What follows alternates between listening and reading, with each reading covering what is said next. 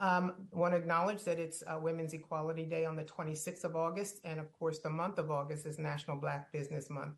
I'm going to move fairly quickly through these slides because, as you can see, we have a very full agenda this evening. So, Laura, if you'd go to the next slide, please. I want to start with farewelling Debbie Sandlin.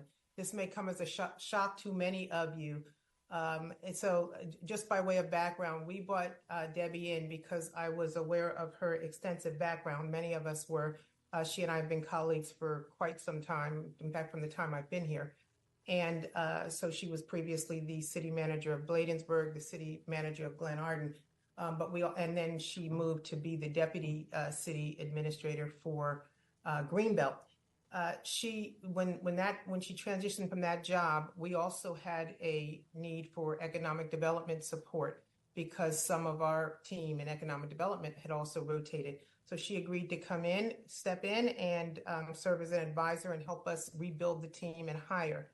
While she did that, she volunteered to stay for 1 year as our director and just try to get some really important things off the ground, such as rent stabilization, the bid, the strategic or sustainability plan. And so she's been really valuable to us. She was recently offered the position of town manager for University Park. So we do want to congratulate her and thank her, but also acknowledge that we will miss her. Debbie's background for us in terms of economic development, she had served as the director of the nonprofit redevelopment agency, similar to a CDC in Fairfax County, and then the director of community development in Dumfries, and the director of economic development in Manassas, Virginia. So extensive background in economic development and community development. So I just want to acknowledge that we were very, very happy to have her for the period that we did. She has agreed to stay on contract with us to help us rebuild and recruit for a director. In addition, she's going to help us with the strategic plan and get us through that. So we'll still have her around for maybe, a couple hours a week or so, or maybe less, just depends on how long it takes us to get that sustainability plan, which we now call the strategic plan. A very important plan for the community and for this city at large. So we really need to get that done. And we do thank Debbie. So for those who see her, please wish her well. This is her last week with the city of Hyattsville. She'll transition next week and start at University Park in the late August. Next slide, please. All right. And we also want to welcome Chanel Brown. Many of you may have seen her at the most recent the Summer Jam, the business Summer Jam that we had. But for those who remember Colleen Astis, she is in the position that Colleen Astis held as the Volunteer Service and Special Project Coordinator. Her background is by way of being a first grade teacher in the county, and she also serves as a secretary currently for the PTA of the elementary school. She's just done a great job so far. Several of the events, she's brought out new volunteers that we haven't had before. She's really working to just revamp that whole program so that we can just build a network of volunteers that just work on behalf of the community. She has a degree in psychology, and so she's used to working with diverse groups of people. So we're excited to have her. In her free time, she enjoys spending time with her kids. So if you see her, please welcome her. All right, and just want to shout out Reggie. He completed the CERT team certification. That is the Community Emergency Response Team certification. That's a fairly new team that we built here a couple years ago.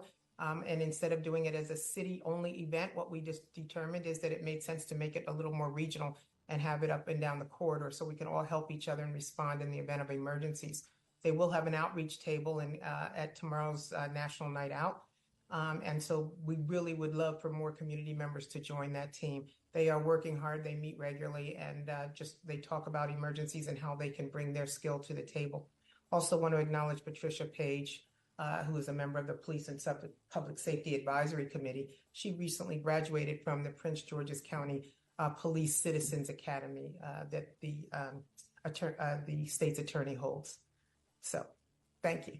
All right, and then Officer of the Month. Appreciate that Chief identifies officers. It's really a difficult choice to do this because, one, we're short-staffed. They do work very long hours, but almost every day we see just the great things that these officers are doing. This recent month, Private Hernandez was selected because he responded to an assault and an in-progress burglary. He initiated a foot pursuit saw a handgun being thrown. He somehow was able to not only retrieve the weapon, but also arrest the perpetrator. So we appreciate his quick decision making. And so congratulations to one of our newer officers, Private Maynard Hernandez. Next slide. Chief, I'm going to let you take this one. Okay. Thank you, Tracey. Good evening, City of Hyattsville Mayor and Council. So on the 17th was the 6th anniversary of former Sergeant Tony Knox, who unfortunately passed away from a rare form of cancer. Every year, our officers, led by Acting Lieutenant Zach Nemser, join with the Knox family and go out and recognize Tony Knox and remember him, tell stories, share memories with his children. And one of the things that our department has done is we have the Tony Knox Leadership Award, which is an award that we give out once a year. It's our most prestigious award to an officer who really carries the values and character that Tony Knox instilled on all of our the men and women of our department. And we take it very personally and will always carry his name on. But it was a distinct opportunity, an honor to spend time with his family and his children and talk about their dad. He had 3 triplets when he passed away as a member of our department. But he did a lot. He led a Squad 2 with distinction. He led our K-9 unit. He was the department's lead firearms instructor, a taser instructor, defensive tactics instructor. So as you can tell, for those of you who didn't know Tony, he was definitely somebody to remember and somebody that we hold in high regard. Thanks, Chief. Yes, ma'am. I'll take this one as well. Yep, please. All right. So the department's received a lot of complaints and a lot of requests for information about motor scooters and mopeds. Those are the official titles of the bikes that you see riding around the city. I'll quickly define them. A motor scooter is basically a moped with 51 cc's or more. These are the larger ones that have motors. Usually there's an opening in the front and a pass-through area where the rider's feet are. These require insurance, title with the MVA, and registration decal.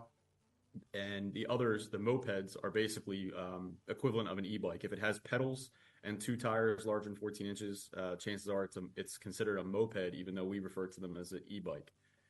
Motor scooters and mopeds must follow the same operation laws as vehicles, and the rider must ride to the nearest right side of the roadway, except where practical for making left turns and things like that.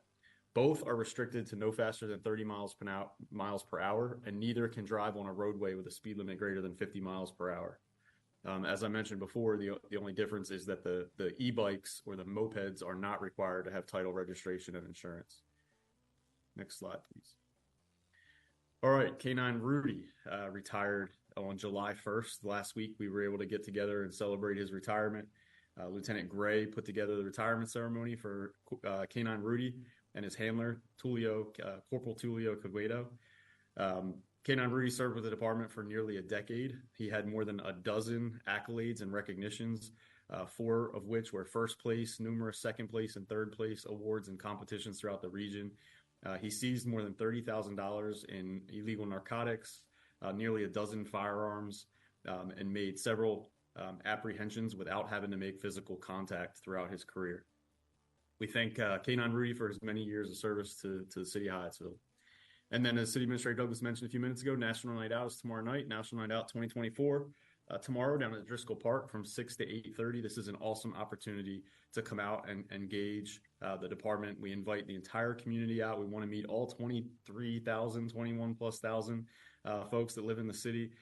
This is a great opportunity for kids. There's moon bounce, ice cream, food, trucks, the fire department, community services will be there from the city. Most of the city department heads will be there, lots of city staff. It's just a really great opportunity to get together, celebrate. This is something that's been going on for years. It started back in the 70s, and our community action team keeps it alive. A lot of our officers come out and volunteer to be a part of this. So we're excited to see all of you tomorrow night. Thanks, Chief. Yes, and I just want to remind everyone of how important that is. Our officers, even though they work long hours, they really do want to engage the community. So please come out and ask questions and talk to them if you just want to know some things that they're doing and how you can help. Laura, I'm going to turn this over to you, but what I do want to do is just give some quick background and say that we are very pleased that we were able to meet with some of the leadership of the Postal Service investigation team. Chief has been working hard with the investigators, Chief, and some of the staff.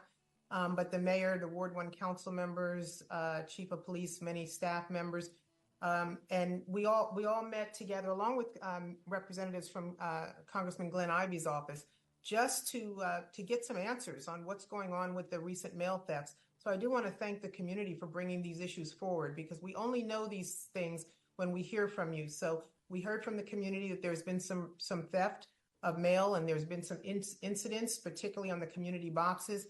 And so we had an opportunity to hear what's been happening with them. Laura, do you want to take this one? Sure, happy to. Thanks for Thank you. turning it over to me, Tracy. So just, not too much to add here. I think it was a very productive meeting. And what we really heard was that these instances that we've heard about in the community are really just, they're not local, they're not just regional, but we're talking about national issues of stolen mail from community mailboxes.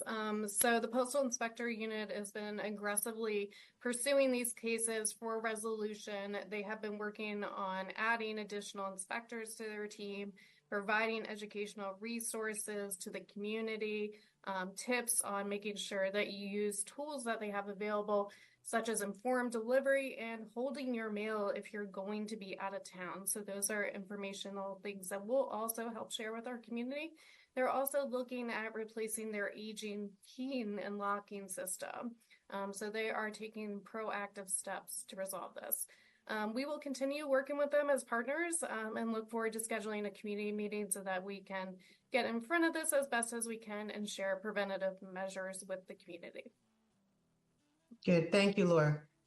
And thank you, Councilmember Wozak and Councilmember Dennis, for bringing this to our attention as well. And in addition to community members, our council members have also heard from you all and attended the meeting, asked a lot of questions.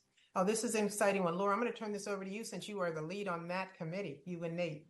I'm actually going to turn it over to Nate. He's all prepped and ready to talk flags. Oh, beautiful. Very excited.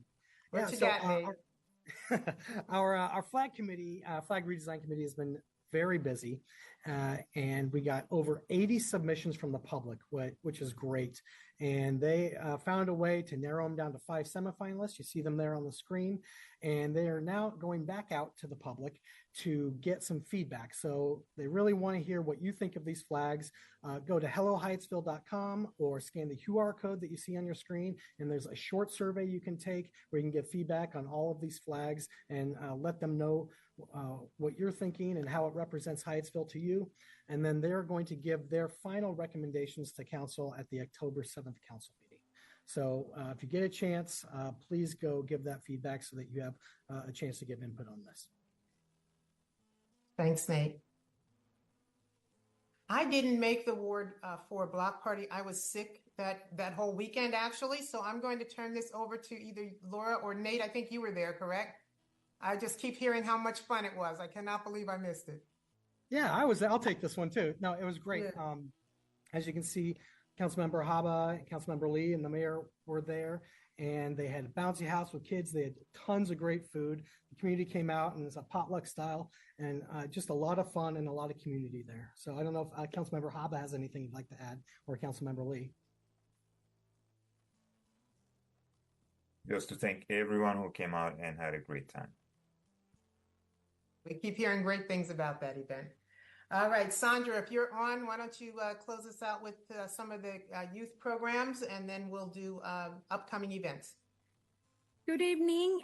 Just highlighting the summer camp activities. The campers were able to attend the Sioux field trip. They also attended a Mystics game and was able to take a nice dip in the swimming pool at Hamilton Spatch. And also, I wanted to highlight and give kudos to the library for donating their time. They've been coming to us once a week to do reading time, musical, and different activities with the kids. So we are so thankful for the library to be able to do that with them. The staycation participants took a trip to Top Golf. They also went to the NASA Goddard Space Flight Center, where they learned about space exploration. You can change it to the next one.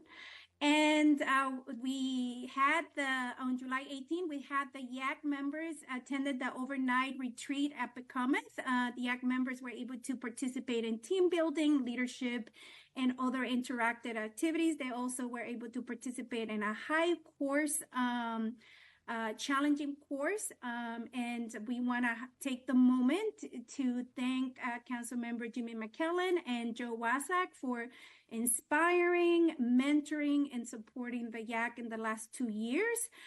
Their first meeting is going to be held on August 8th. Intergeneration activities. We had our first intergenerational activity for the summer on July 18th. It was a hands-on aging sensitivity training for the youth, where they're able to basically walk in the shoes or how our older adult feels. And this training was provided by Link Generations. We will have our second intergenerational activity on August 15th. They will be able to attend a boat cruise at the Anacostia River, and then they will come back to the city building and talk to the young people and eat lunch. That is going to be on August 15th. Yes. Okay. Thank you. And we had our summer jam on Friday 19th. We celebrated our Independent Retail Month. And this is the first time that we have it back since the pandemic at the city building. I'm telling you, people had so much fun that the summer jam was over at 8:30, and we end up kicking people out at 9 o'clock because they didn't want to leave. They really enjoyed themselves. They were able to hear from the performance from the Archie Edward Blues, and they also had another band, the Breakfast Grangers and DJ Boogie. So they had a wonderful time, and they were able to enjoy and purchase different food from different vendors that we had that night. And as Tracey said, we're so excited to have Chanel as the volunteer coordinator. She really hit the floor running, and this is the Ward 5 cleanup volunteers that she was able to assist and support. This was an initiative of the community members. The city was able to provide the supplies for them to pick up the trash from Hyde Park and Kentwood Apartments. They had over, I think, 15 volunteers. So they really came out to clean up their community. So we want to thank all of them who came out that day. And on Saturdays, we never stop, guys. We actually had the pre-package for the preparing for our back to school summer jam that is supposed to be, if the weather permits it, it's going to be on August 10th at Hyde Park from 10 a.m. to 1 p.m.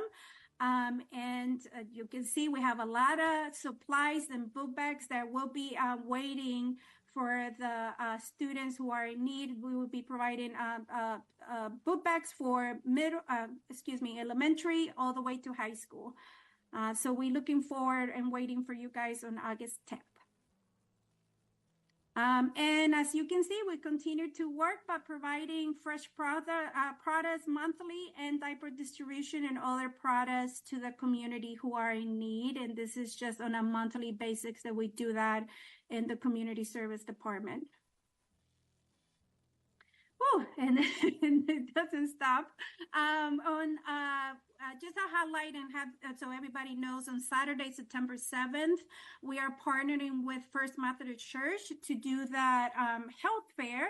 The city, this is their 14th annual community health fair. The city building will be providing them support by recruiting vendors, providing supplies, and also supporting them with volunteers and on-site support. So more to come, but it's going to be on Saturday, September 7th. And our next international celebration summer jam is going to be on August 16th. So we're looking forward to seeing you guys enjoying yourself over there. All right. Thanks, Sandra. Debbie, do you want to take this one? Sure, I'll take it. Last council meeting, so we'd love to hear from you. Well, I don't know. That's a hard act to follow with Sandra. She makes it really. For sure. In the future, you need to make sure you put community development before community services. Can do. Even though I won't be here anymore, because following Sandra is a hard act to follow. But she does. Her department does amazing programs and services. That she really does. Yeah. Well, first off, I want to say before I speak is that I have really enjoyed the opportunity working for and with the city of Hyattsville. You will always hold a special place in my heart. And I'm going to be your next door neighbor, so I'm only a phone call away. And as I told someone earlier today, I'm a cheap lunch. So you can buy me with a cheap lunch. Yeah. One of the things that we wanted to do when Tracey asked me to come and help and advise on the city's economic development efforts, one of the things I recommend is the city needed really to implement a very proactive existing business visitation program to get out and make sure the city's businesses were aware of resources that were available to them, programs that were available to them, especially the different grants that we had to offer. Our economic development coordinator, Renee Harris, has been doing a phenomenal job going out on a monthly basis, meeting with businesses. In the month of July, she visited 22 businesses. That's a lot of businesses to see in 1 month. She actually handed out information flyers on the Summer Jam Back to School event, as well as who to contact flyer. So she's also out there asking them if they're receiving the economic development newsletter. If not, she's getting them signed up right on the spot. And she's really receiving a lot of wonderful feedback from the businesses. They're very appreciative of having something from the city come out, meeting with them, even if it's just to say hi, how are you doing, and making sure they're aware of the programs and resources the city has to offer. As you can see, there's 22 businesses she actually visited during July. Thanks, Deb. All right, and thank you again for your support of all the things here in Hyattsville, and we're so happy you will just be right up the street. And congratulations again on the new position. I just want to shout out a couple birthdays. Nate has a birthday next week, August 14th. Councilmember Shively, August 19th, and Councilmember Solomon at the end of August, the 29th. Okay, so I'm going to go through these quickly. Just want to remind anyone that's listening and that's on tonight to make sure that you check our website for these details. But we have the Senior Fit exercise class and the Zumba class. They're both held on Wednesdays. The Senior Fit exercise class is 10 to 11 on Wednesdays, and Zumba 4 to 5 here at the city building. Next. All right, lots of committee meetings. I'm not going to go through this. Council President, if you'd like me to, I will. But what I do want to do is just remind everyone to please check the website, because just about every committee or board will be meeting this month. Next. All right, and these are some of the upcoming events. You already heard about National Night Out, Back to School. Community Paint Day on Nicholson Street is Saturday the 10th. Caregiver Support Group is Friday, August 16th. You heard about the Summer Jam International Festival at Hyrick. The Bike Rodeo is Saturday the 17th from 11 to 2. Another fresh produce distribution. Again, we are one of the few cities that continues to do that, because we see that there is a continuing need. The line is very long each time we have one of these. That'll be August 20th. At First United Methodist. CERT team, we talked about that, but that is Wednesday, August 21st at 6:30. That is in the city building. Narcan, Thursday, August 22nd at 6:30. That is in the city building. And we have 2 of them back to back, it looks like, Thursday and Friday. And then age-friendly work group meeting is on Friday, August 23rd. Caregiver support group is on Friday. And then we have a free movie Monday coming up.